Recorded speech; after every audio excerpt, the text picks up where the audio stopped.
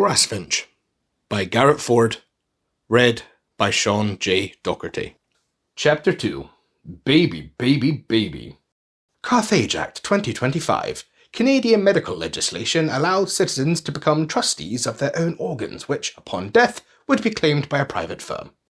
The doctor's office had a saccharine poster of a man and a woman smiling beneath a Canadian flag while the noble King Harry reminded the viewer that one man can impregnate over 9,000 women in 9 months and get to their snip done today. Humming fluorescence oversaturated the sterile white walls and gave her a headache. The paper clothes itched her pallid skin, the stainless steel table chilled her bare buttocks. Theo, her fiancé, squeezed her sweaty hand and cooed affectionately. Handsome he was not, hammer-eared, pigeon-nosed, oily, sallow skin that constantly dripped sweat as if he just committed some heinous crime. However, inside, he was beautiful. The man she would have children with. "We will get through this," he whispered. The blank computer screen distorted her reflection into a grotesque. Pale skin turned muddy blue, her woolly brown locks turned coppery patina, her heart-shaped face twisted into an oblong alien tuber. She inhaled, slowly, and he exhaled slower, fighting panic. Waiting was the worst part. Anastasia knew this well. "What if it is me? Not you," she whispered. "It won't be," Theo said. "But what if?" she repeated. Theo leaned in and silenced her with a kiss, then squeezed her hand, shook his head. "Don't even put that out there." "It was me all along," she blurted. Theo shook his head. "Freezing causes damage to the stuff, but, I mean, we still have enough to try at least. 32 or more times." "Yeah," she began, though the rest of the sentence died in her throat.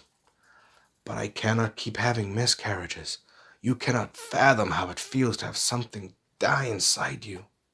The ground rumbled. The fluorescence flickered. White dust fell from the ceiling, early Christmas snow. Familiar klaxons on her phone app buzzed, indicating another separatist bombing. The message repeated in English, French, and then Mandarin. This blast felt close. Hopefully it wouldn't interfere with transit home. "Fucking separatists at it again," Theo grumbled. "I hear North Island was more peaceful than this." "Yeah, but this is our home." Anastasia took out her buzzing phone, glanced at the alert, then silenced it. "So, where was it?" Theo asked.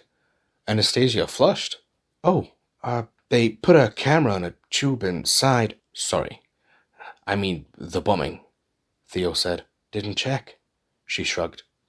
"Don't you care?" he asked. "Probably another post office," she said. "Can't believe you're used to that." He patted her. "Crazy Canadians. Anything that happens for over a decade becomes the next normal."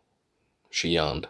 "At least the TTC still runs on time," he said. In came the doctor, a tall, thin woman with a ruddy complexion and black hair trussed into a messy bun. The procedure mask hid her mouth. Black flats, white coat, black slacks, yellow blouse with a floral design.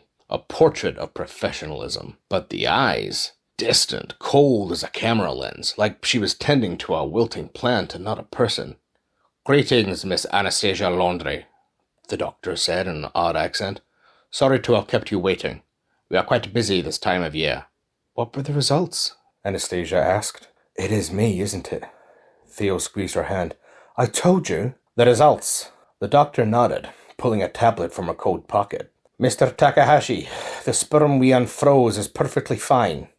"It isn't you." There was a long silence. His hand fell away from hers. The world was distant, foggy, and it felt like she was watching a maudlin movie about some melodramatic maiden's miserable misadventures. "I'm sorry to inform you of this, Miss Laundrie, but you are unable to safely carry a child to term. The uterine scarring damage from your past employment and," the doctor said. "That wasn't employment. That was," Anastasia snapped. "Sorry. Those past incidents have caused permanent damage and," the doctor continued. Anastasia felt an ice bomb melting inside her gut. "But what about—" "Let me finish." The doctor put a cold hand on her shoulder. And there is a special procedure," Theo asked. The doctor cleared her throat. "And the point, a sharper point. Please don't stand. I'm going to tell you something and you need to remain calm. Your heart health is very